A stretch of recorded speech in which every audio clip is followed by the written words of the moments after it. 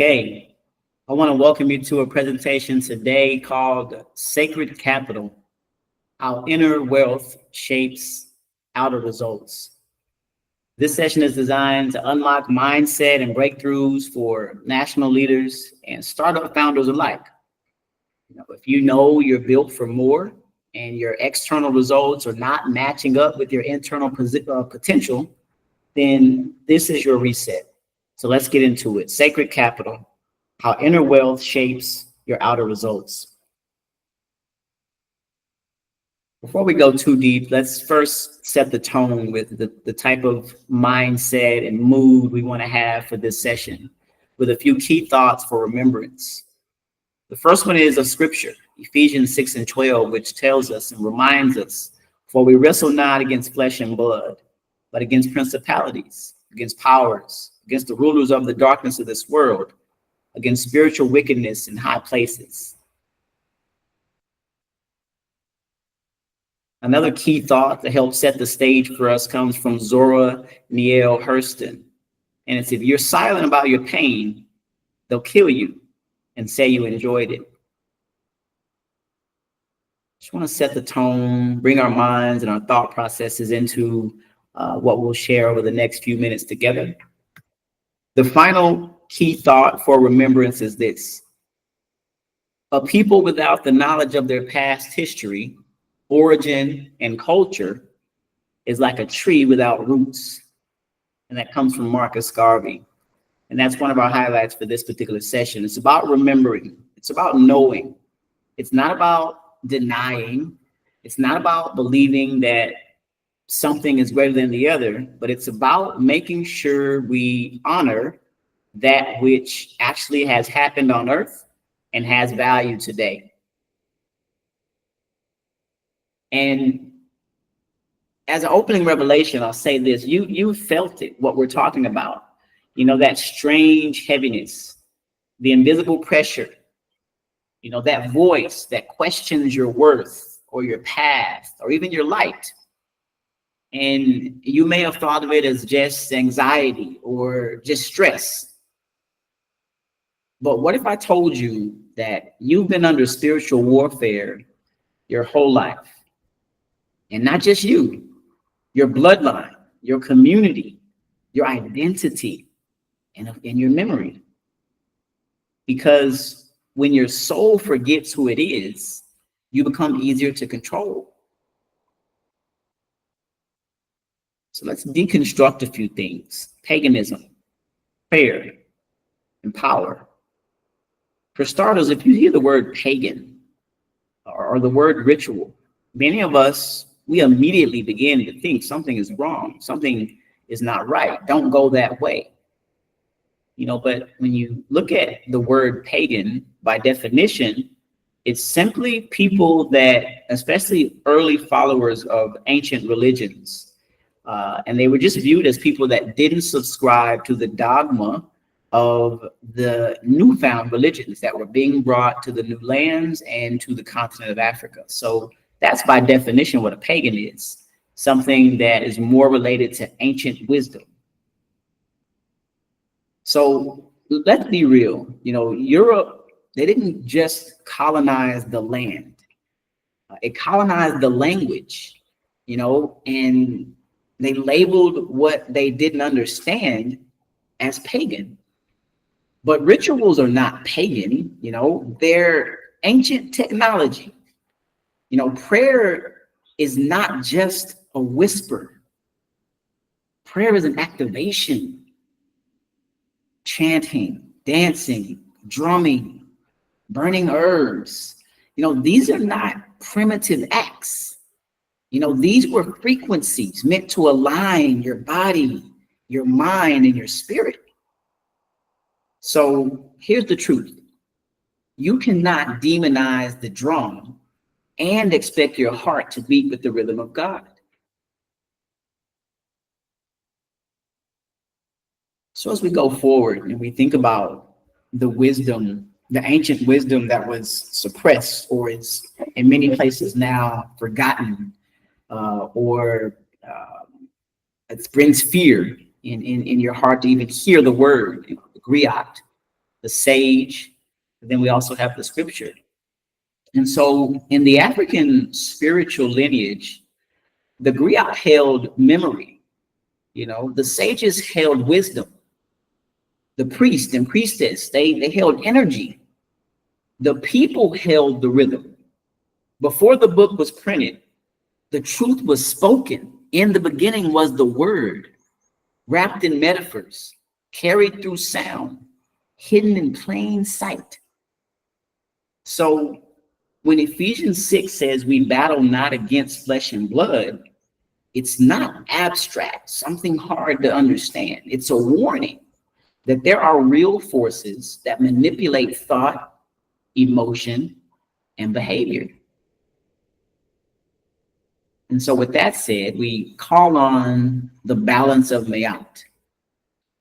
Before Moses brought commandments, Mayat held the scale: truth, justice, harmony, balance, reciprocity, order, righteousness. These are not sin management, nor are they fear-based compliance, but these represent spiritual alignment. And so the ancient commits were not perfect, but they did understand the architecture of the soul. They knew that you don't conquer darkness by denial.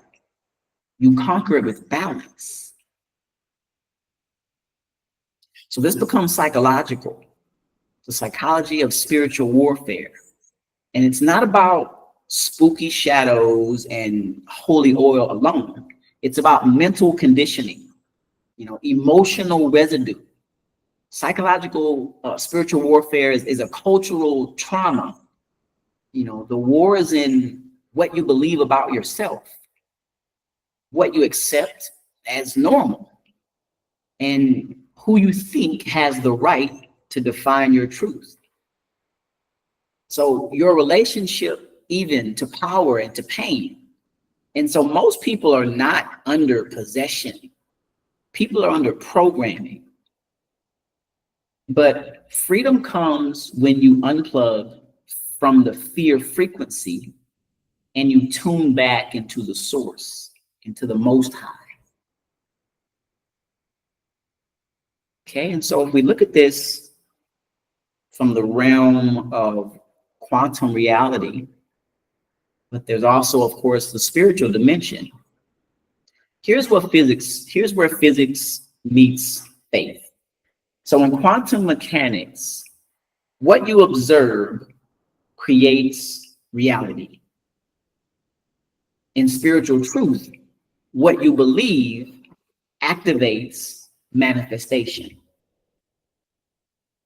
So if your thoughts are fragmented, if your soul is misaligned, you'll create chaos while you're actually praying for peace.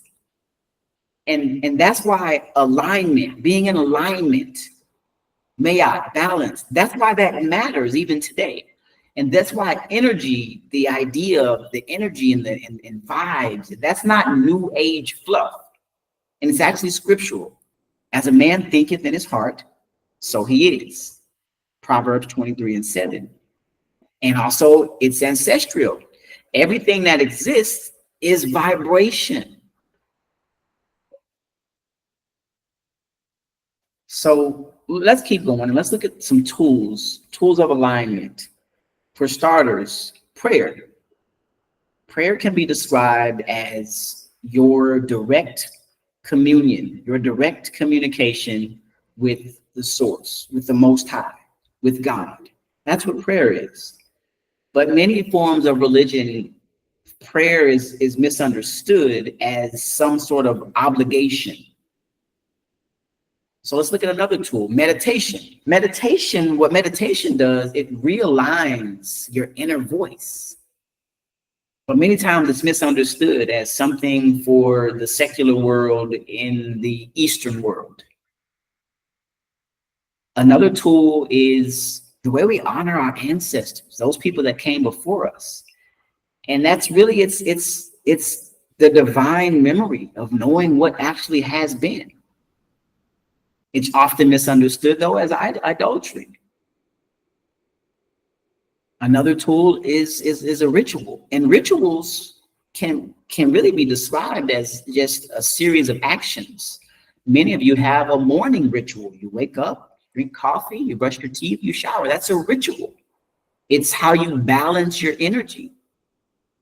But when we've remixed ritual and apply it to ideas of ancient wisdom, it's usually looked at as witchcraft, just the word itself.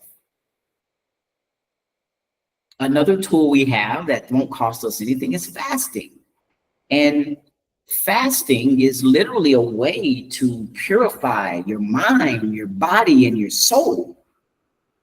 But most times it's misunderstood. It's just that I'm on a diet. But fasting is so much more than that. What about dreams? Dreams to many are a spiritual language, but some it's just misunderstood as it's just a random thought. So when you use these tools in balance and with wisdom, these are your technologies of the spirit, not superstition. They're suppressed systems of sovereignty.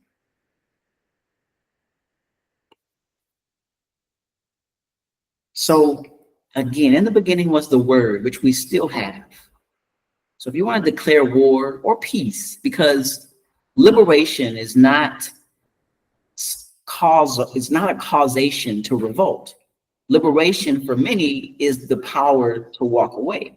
It's the knowledge to be set aside. So let's declare, I am not confused. I'm under attack. I reclaim the tools of my ancestors.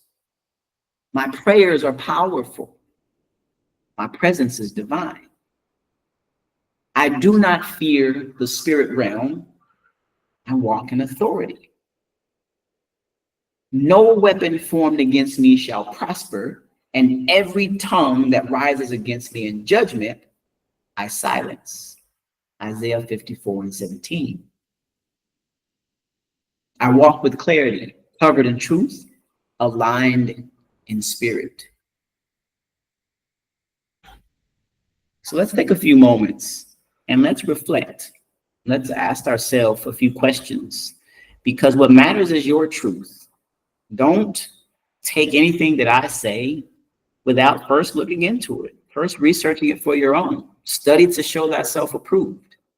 So let's reflect, because the meaning of this work and this series, Sacred Capital, How Inner Wealth Shapes Your Outer World, is for you to get to know yourself better so you can lead from a position of alignment, so you can push your vision forward in more than just wishful thinking or believing that you need permission to do the thing.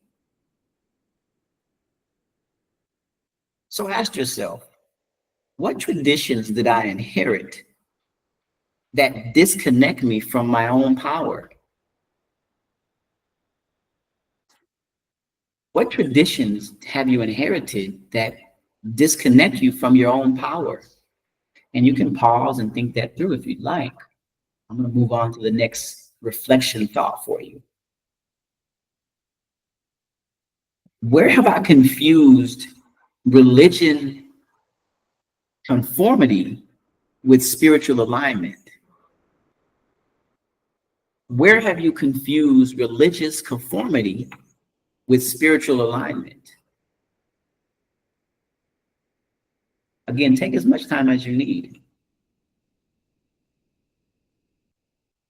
Another reflection question is, do I hear the still small voice or the loud programming of fear? When you audit your thoughts, are you hearing that still small voice? Or is it the loud programming of fear? Only you have this answer. Seek within. And finally, what rituals have I dismissed that my ancestors would call sacred? And you have to be mindful with these. because there are some things that you may not want to carry forward. But there are certainly some when you ask yourself, what rituals have I dismissed that my ancestors would call sacred? And so you have to be very mindful and respectful and continue to honor your path. I want you to remember this. You are not just a body. You are energy wrapped in flesh, truth wrapped in a story. You are divinity wrapped in history. The war was never about land. It was about consciousness. And when you remember that, you'll stop swinging at shadows and start shining light. This is a mini lesson titled Sacred Capital, How Inner Wealth Shapes Your Outer Results. This session again is designed to unlock, to plant a seed that would alter your mindset, to help you break through, not only as a leader of nations, but even someone that's starting a business. Self-worth and wealth has to begin with what's inside of you, and it manifests over time. Just like a farmer plants a seed and it manifests over time, that seed already has everything it needs inside of it to grow, as do you. But you must know how to properly nurture that which you already are. So just like a seed of corn that becomes an ear of corn, the seed inside of you must become who you are. So if you know you're built for more, but your external results are not matching up with your inner potential, this is your reset.